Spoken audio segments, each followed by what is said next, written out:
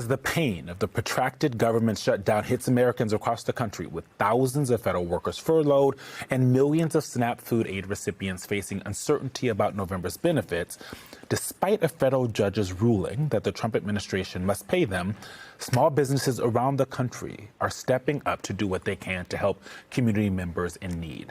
Heritage Coffee Shop in Portland, Oregon has raised more than $300,000 to feed people potentially losing food benefits there as the government shutdown continues. In Haley's Kitchen, a cafe in Windham, Maine, is offering free meals to those in danger of losing SNAP benefits. Joining us now, Josh White, the owner of Heritage Coffee in Southeast Portland, Oregon, and Rebecca Coffin, owner of Haley's Kitchen Cafe in Windham, Maine. Thank you both for joining us this morning. I want to start with you, Rebecca, because what both of you are doing is something that folks shouldn't have to be doing, right? Like, this is not your business folks. You need to make money so that you can continue to serve the community. Talk a little bit about why it's so important for folks to stand up with their communities and fill these holes that the government is creating. I personally feel that it's very important for whoever has an opportunity to support neighbors in need should stand up and do that. And it's not just my direct community. If anybody's passing through, if they need a meal, I'm happy to feed anyone. Josh, as Eugene mentioned in the intro, you raised more than $300,000, but you raised it in just 6 days. Were you surprised by the reaction that you were getting, especially since you're also getting donations from around the world? Yeah, I mean, as of this morning, we now have over 11,000 people from literally around the world who are helping feed people here in Portland. And I think that says a lot, that you have people in other countries now helping feed Americans. So yes, very surprised. And actually, I'd love to hear an answer from both of you for this, because I think there's probably a lot of viewers watching our show who want to know what the best way to help is and maybe don't know how to go about doing that. What is your advice? Rebecca, let's start with you on best ways to get involved here.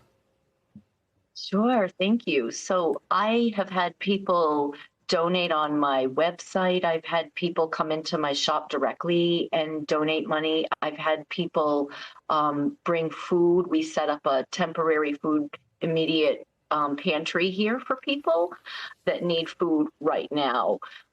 Food pantries are a wonderful resource, but they're available once a month to people, and that's not enough. So we implemented a little mini food pantry, and people have donated turkeys. They've donated their time driving food to people who are unable to drive or don't have a vehicle.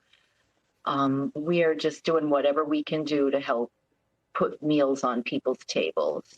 And Josh, what do you think is the best way to get people the food they need most expeditiously?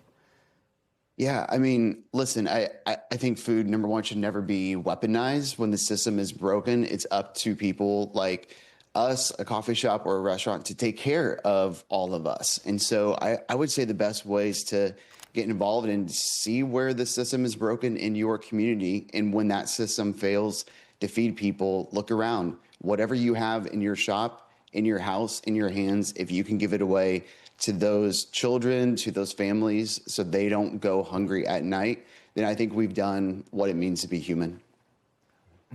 Josh, despite what some people might say about the folks in this country, people in America don't want handouts. They actually want to just live their lives. They want to be able to feed their children. And I'm curious what you're hearing from folks who are taking advantage of the generosity of the folks around the world. What are you hearing from them about this moment? Yeah, yesterday we sold a little over, well, I say sold, we gave away over 100 of our breakfast burritos. And one of the things I heard over and over again was kind of two things. Number one, it was thank you for seeing us. But then also number two was thank you for allowing us to be part of this. And what they were really saying was this: when people come to order the free breakfast burrito, we just tell them, order the SNAP breakfast, and our baristas will know what that means, and they'll take care of you.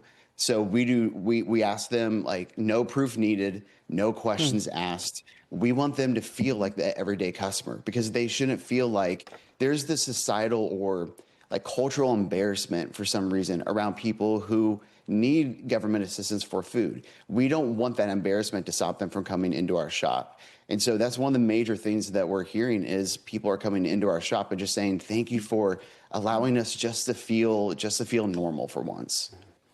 Rebecca, before we go, I just wonder, what would you say to members of Congress who have said some really insensitive, downright racist things about people who avail themselves of SNAP benefits? What would you say to them to bring this issue home?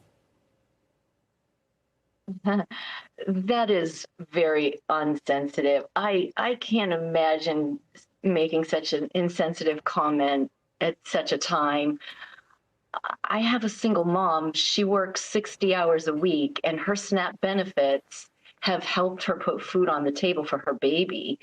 And she didn't have access to food and was terrified. So what kind of country do we live in? How can we call ourselves civilized if we allow our citizens to go hungry? It's not acceptable. So I'm just doing a little bit, but it's the community who has come together to really make the difference.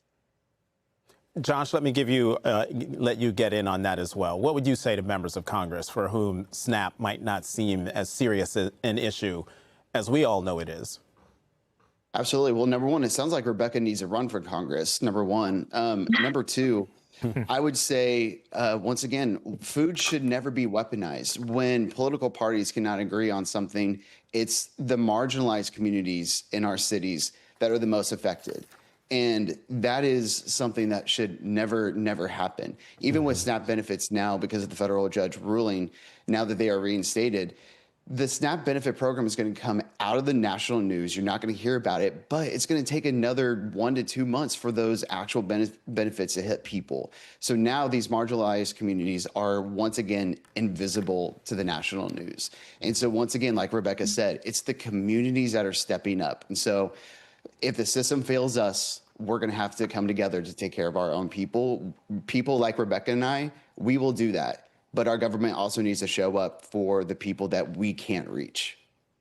Josh White, Rebecca Coffin, not only thank you for coming to The Weekend, thank you so much for what you're doing for your communities.